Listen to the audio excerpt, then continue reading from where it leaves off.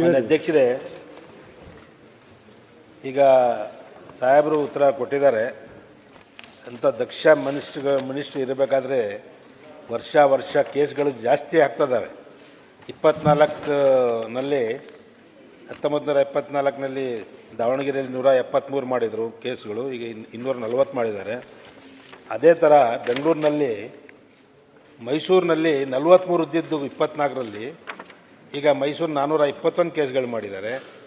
ಬೆಂಗಳೂರು 520 ಇದ್ದದ್ದು 971 ಆಗಿದ್ದಾವೆ. ಅದಕ್ಕೆ ಇನ್ವೆಸ್ಟಿಗೇಷನ್ ಅಂತೂ ಚೆನ್ನಾಗಿ ನಡೀತಾ ಇದೆ, ಆದರೆ ಕಂಟ್ರೋಲಿಗೆ ಬರ್ತಾ ಇಲ್ಲ.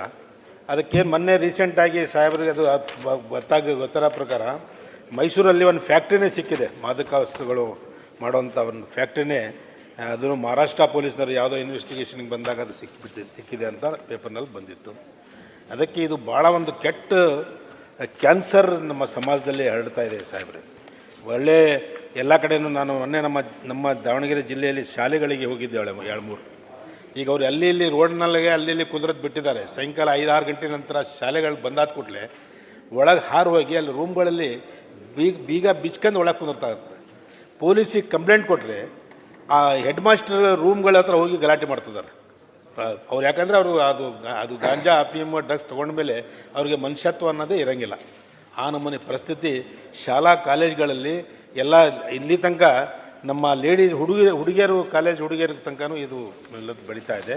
ಅದಕ್ಕೆ ತಾವು ಇದು ಮುಂದಿನ ಇದು ಆಗಿಲ್ದಂಗೆ ನನಗೆ ಅನ್ಸೋದ ಮಟ್ಟಿಗೆ ನಾವು ಮೊನ್ನೆ ನಮ್ಮ ಡಿಪಾರ್ಟ್ಮೆಂಟ್ ಹತ್ರನೂ ನಾನು ಮಾತಾಡಿದೆ ನಮ್ಮ ದಾವಣಗೆರೆಯಲ್ಲಿ, ಏನು ಹಿಂಗೆ ನಡೀತಾ ಇದೆ, ಯಾವ ನಮೂನಿ ಕಂಟ್ರೋಲ್ ನೀವು ಮಾಡ್ತಾಯಿದ್ದೀರಿ ಅಂತ. ಅದಕ್ಕೆ ನನಗೆ ಅನ್ಸೋ ಮಟ್ಟಿಗೆ ಏರಿಯಾ ವೈಸ್ ಪೊಲೀಸ್ಗಳನ್ನು ಚೇಂಜ್ ಮಾಡಬೇಕು. ನೀವು ಎಂಥ ದೊಡ್ಡ ಆಫೀಸರ್ಗಿಟ್ಟು ಇನ್ವೆಸ್ಟಿಗೇಷನ್ ಮಾಡಿದ್ರು ಸಹಿತ ನಿಮ್ಮ ಆಫೀಸರ್ ಬರ್ತದಾರಂಥ ಇನ್ಫಾರ್ಮೇಷನ್ ಕೊಡೋದೇ ಲೋಕಲ್ ಆ ಕಡೆ ಭಾಗದಲ್ಲಿ ಪೊಲೀಸರು. ಅವರು 20-30 ವರ್ಷ ಅಲ್ಲಿ ಇರ್ತಾರೆ, ಅವರೆಲ್ಲ ಅಡ್ಜಸ್ಟ್ ಮಾಡ್ಕೊಂಡಿರ್ತಾರೆ. ಅದಕ್ಕೆ ಅವ್ರನ್ನ ಈ ಕಡೆ ಆ ಕಡೆ ಬೇರೆ ಕಡೆ ಹಾಕಿ ಏನಾರು ಮಾಡಿದರೆ ಕಂಟ್ರೋಲ್ ಆಗ್ಬೋದು ಅಂತ ಅನ್ನಿಸ್ತದೆ. ತಾವು ದಕ್ಷದಿರಿ, ನಿಮ್ಗೇನು ಹೇಳೋ ಅವಶ್ಯಕತೆ ಇಲ್ಲ. ಇದು ಒಂದು ನಿಮ್ಮ ಕಾಲದಲ್ಲಿ ಆದಷ್ಟು ನಾವು ರಿಕ್ವೆಸ್ಟ್ ಮಾಡೋದೇನೆಂದರೆ ಇದು ಸರಿ ಮಾಡಬೇಕು. ಇದು ದೊಡ್ಡ ಕ್ಯಾನ್ಸರು, ಇದಕ್ಕೆ ತಾವೇ ಡಾಕ್ಟ್ರು ಇಲಾಜ್ ಮಾಡಬೇಕಂತ ನಾನು ತಮ್ಮಲ್ಲಿ ಕೇಳ್ಕೊಳ್ತೇನೆ ನಿಮ್ಮ ಮುಖಾಂತರ.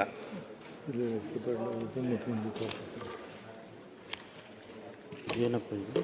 ಮಾನ್ಯ ಸಭಾಪತಿಗಳೇ, ಈ ಡ್ರಗ್ಸ್ ಬಗ್ಗೆ ನಮ್ಮ ಸರ್ಕಾರ ಬಂದ ಮೇಲೆ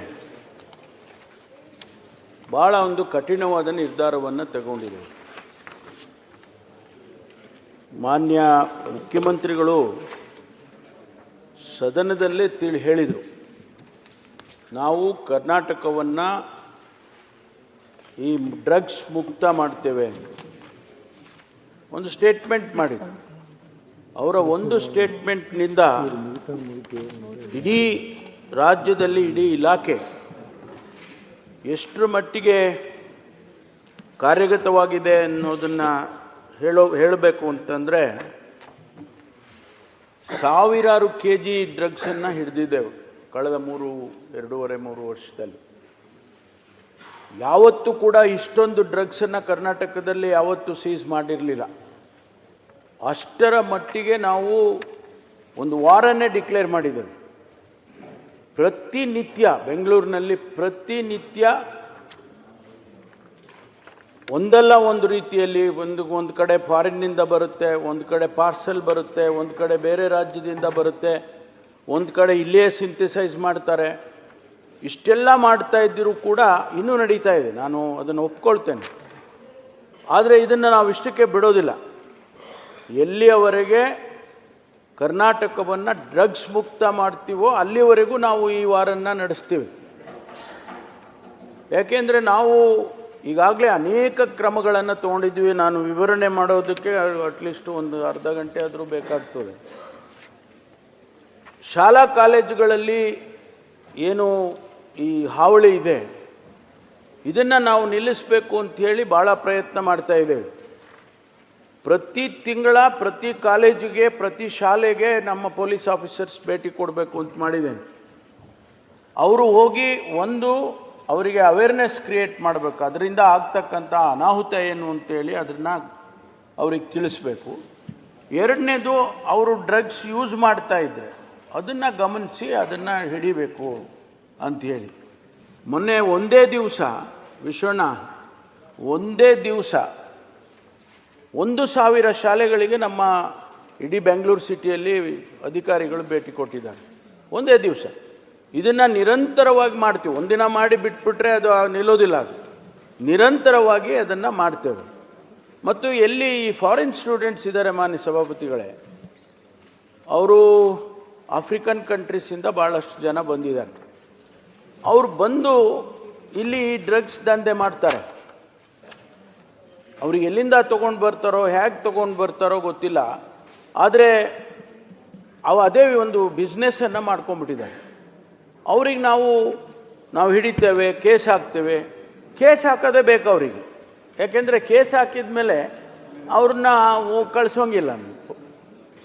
ಆದರೆ ಈಗ ನಾವು ಏನು ಮಾಡಿದ್ದೀವಿ, ಕಳೆದ 2 ವರ್ಷದಲ್ಲಿ ಸುಮಾರು 300 ಜನ ಡಿಪೋರ್ಟ್ ಮಾಡಿದ್ದೀವಿ. ಆ ಡಿಪೋರ್ಟ್ ಮಾಡೋದಕ್ಕೂ ಕೂಡ ಭಾಳ ಪ್ರೊಸೀಜರು. ಆ ಕನ್ಸರ್ನ್ಡ್ ಎಂಬೆಸಿಗೆ ಬರೀಬೇಕು, ಆ ಕೌನ್ಸಿಲಿಗೆ ಬರೀಬೇಕು, ಅವ್ರ ಪರ್ಮಿಷನ್ ತೊಗೋಬೇಕು. ಆನಂತರ ನಾವು ಅವರಿಗೆ ಡಿಪೋರ್ಟ್ ಮಾಡಿ ಕಳಿಸ್ಬೇಕಾಗ್ತದೆ. ಇಷ್ಟಾದರೂ ಕೂಡ ನಾವು ಭಾಳ ಪ್ರತಿನಿತ್ಯ ಅವ್ರು ಎಲ್ಲೆಲ್ಲಿದ್ದಾರೆ, ಅವರು ಮನೆ ಬಾಡಿಗೆ ಕೊಟ್ಟಿದ್ರೆ ಮನೆ ಬಾಡಿಗೆ ಅವನನ್ನು ಹಿಡ್ಕೊಂಡಿದ್ದೀವಿ. ಇತ್ತೀಚೆಗೆ ಆ ಬಾಡಿಗೆ ಮನೆ ಕೊಟ್ಟಿರೋನ್ನ ಬಾಡಿಗೆ ಮನೆಯೇ ನಾವು ಹೊಡೆದಾಕ್ತೀವಿ ಅನ್ನೋವರೆಗೂ ಹೋಗಿದ್ದೇವೆ. ಭಾಳ ಕಠಿಣವಾದಂಥ ಕ್ರಮವನ್ನು ಈ ಡ್ರಗ್ಸ್ ವಿಚಾರದಲ್ಲಿ ನಾವು ತೆಗೆದುಕೊಳ್ತಾ ಇದ್ದೇವೆ. ಆಮೇಲೆ ಸೀಸ್ ಮಾಡಿರೋದು ಸಾವಿರಾರು ಕೋಟಿ ರೂಪಾಯಿದು. ಸಣ್ಣ ಪುಟ್ಟದಾದರೆ ಏನೋ ಪರವಾಗಿಲ್ಲ, ಸಾವಿರಾರು ಕೋಟಿ. ಇಲ್ಲಿ ದಾಬಸ್ಪೇಟೆ ಹತ್ರ ಒಂದು ಇನ್ಸಿನ್ರೇಟರ್ ಇದೆ, ನಾನೇ ಖುದ್ದಾಗಿ ಹೋಗಿ ಸುಟ್ಟು ಹಾಕಿದ್ದೀನಿ. ಕಳೆದ ವರ್ಷ ಸುಮಾರು 150-200 ಕೋಟಿ ರೂಪಾಯಿದು ಡ್ರಗ್ಸನ್ನು ನಾವು ಸುಟ್ಟಾಕಿದ್ವಿ. ಅದು ಸಾವಿರಾರು ಕೋಟಿ ರೂಪಾಯಿ ಬೆಲೆ ಬಾಳ್ತಕ್ಕಂಥದ್ದು. ಇದನ್ನು ನಿರಂತರವಾಗಿ ನಾವು ನಮ್ಮ ಪ್ರತಿ ಪೊಲೀಸ್ ಸ್ಟೇಷನ್ ಲಿಮಿಟ್ಸಲ್ಲೂ ನಾನು ಭಾಳ ಕಠಿಣವಾದಂಥ ಸೂಚನೆಗಳನ್ನು ಕೊಟ್ಟಿದ್ದೇನೆ. ಯಾವ ಅಧಿಕಾರಿ ಒಂದು ವೇಳೆ ಇನ್ವಾಲ್ವ್ ಆಗಿದ್ದರೆ ಆ ಅಧಿಕಾರಿ ಮೇಲೆ ಕ್ರಮ ತಗೊಳ್ಳೋದಲ್ಲ, ಸಸ್ಪೆಂಡ್ ಮಾಡೋದು ಮತ್ತು ಅದು ಮಾಡೋದಲ್ಲ, ಅವ್ರ ಮೇಲೆ FIR ಹಾಕಿ ಅವ್ರನ್ನ ಕೆಲಸದಿಂದನೇ ವಜಾ ಮಾಡ್ತಕ್ಕಂಥ ಕೆಲಸವನ್ನು ಕೂಡ ಮಾಡ್ತಾಯಿದ್ದೀವಿ. ಭಾಳ ಯಾಕೆಂದರೆ ಈ ಮಕ್ಕಳು, ಮಾನ್ಯ ಸಭಾಪತಿಗಳೇ, ಮಾನ್ಯ ಸದಸ್ಯರು ಹೇಳ್ತಾ ಇದ್ರು, ದಾವಣಗೆರೆಯಲ್ಲಿ ಒಂದು ರೀತಿಯಲ್ಲಿ ಮನೆಗೂ ಆಗಿಬಿಟ್ಟಿದೆ ಅಂತಕ್ಕಂಥ ಮಾತನ್ನು ಹೇಳ್ತಿದ್ರು. ನಾವು ಇದನ್ನು ಗಮನಿಸಿದ್ದೇವೆ. ಭಾಳ ಜನ ಯುವಕರು 17 ವರ್ಷ ಇಲ್ಲ 15 ವರ್ಷ ಇಲ್ಲ. ಬೆಂಗಳೂರಿನಲ್ಲಿ ಒಂದು ಇನ್ಸಿಡೆಂಟ್ ಆಯಿತು, ಅಲ್ಲಿ ಮರ್ಡರನ್ನು ಮಾಡಿದ್ದಾರೆ ಅಂಥೇಳಿ ಅವ್ರನ್ನ ಎಲ್ಲ ಹಿಡ್ಕೊಂಡು ಬಂದರೆ ಅವರೆಲ್ಲ 16, 18, 19 ಇಷ್ಟು ವಯಸ್ಸಿನವರು. ಯಾಕಪ್ಪ ಅಂದರೆ ಅವರೆಲ್ಲ ಡ್ರಗ್ಸ್ ತೊಗೊಂಡು ಮರ್ಡರ್ ಮಾಡಿರ್ತಕ್ಕಂಥದ್ದು. ಇಂಥ ಉದಾಹರಣೆಗಳು ಸಾವಿರಾರಿದ್ದಾವೆ. ಹಾಗಾಗಿ ಇವರನ್ನು ಹೀಗೆ ನಾವೇನಾದರೂ ಬಿಟ್ಟರೆ ಸಮಾಜ ಹಾಳಾಗೋಗುತ್ತೆ, ಕುಟುಂಬಗಳು ಹಾಳಾಗೋಗ್ತವೆ, ಇಡೀ ಪರಿಸರ ನಮಗೆ ಹಾಳಾಗೋಗುತ್ತೆ, ಭವಿಷ್ಯನೇ ಹಾಳಾಗುತ್ತೆ. ಆದ್ದರಿಂದ ಭಾಳ ಕಠಿಣವಾದಂಥ ತೀರ್ಮಾನಗಳನ್ನು ತಗೊಂಡಿದ್ದೇವೆ. ಮಾನ್ಯ ಸದಸ್ಯರಿಗೆ ನಾನು ಭರವಸೆ ಕೊಡೋದಕ್ಕೆ ಇಷ್ಟಪಡ್ತೇನೆ. ಯಾಕೆಂದರೆ ಅವರು ದಾವಣಗೆರೆಯಲ್ಲಿ ನನಗೆ ಈಗ ಹೇಳ್ತಾ ಇದ್ರು, ಜಾಸ್ತಿ ಆಗಿಬಿಟ್ಟಿದೆ ಅಂತ. ನಾವು ದಾವಣಗೆರೆನೂ ಬಿಡೋದಿಲ್ಲ, ಯಾವ ಜಿಲ್ಲೆನೂ ಬಿಡೋದಿಲ್ಲ. ಭಾಳ ಕಠಿಣವಾದಂಥ ನಿರ್ಧಾರ. ನೀವು ಹೇಳಿದ್ರಿ ಕೆಲವರು ಅಧಿಕಾರಿಗಳು 5 ವರ್ಷ 10 ವರ್ಷ 20 ವರ್ಷ ಒಂದೇ ಕಡೆ ಇರ್ತಾರೆ, ಅವರೇ ಮೆಸೇಜ್ ಕೊಟ್ಬಿಡ್ತಾರೆ ಅಂತೇಳಿ. ರೈಡ್ ಮಾಡೋದನ್ನು ಇವ್ರು ಪ್ಲ್ಯಾನ್ ಮಾಡ್ತಾಯಿದ್ರೆ ಅವರೇ ಮೆಸೇಜ್ ಕೊಟ್ಬಿಡೋದು, ಆವಾಗ ಯಾರೂ ಸಿಗೋದೇ ಇಲ್ವಲ್ಲ. ಅದನ್ನೆಲ್ಲವನ್ನು ಕೂಡ ನಾವು ನಿಯಂತ್ರಣ ಮಾಡೋಕ್ಕೆ ಈಗಾಗಲೇ ಕ್ರಮ ತಗೊಳ್ತಾ ಇದ್ದೀವಿ. ಆದ್ದರಿಂದ ಈ ಏನು ಅವರು ಪ್ರಶ್ನೆ ಕೇಳಿದ್ದಾರೆ ಭಾಳ ಸಮಾಜಮುಖಿ ಪ್ರಶ್ನೆ ಇದು, ಭಾಳ ಎಲ್ಲರಿಗೂ ಕನ್ಸರ್ನ್ ಆಗಿರ್ತಕ್ಕಂಥದ್ದು. ನಾವು ಇದನ್ನು ನಿಯಂತ್ರಣ ಖಂಡಿತವಾಗಿ ಮಾಡೇ ಮಾಡ್ತೀವಿ.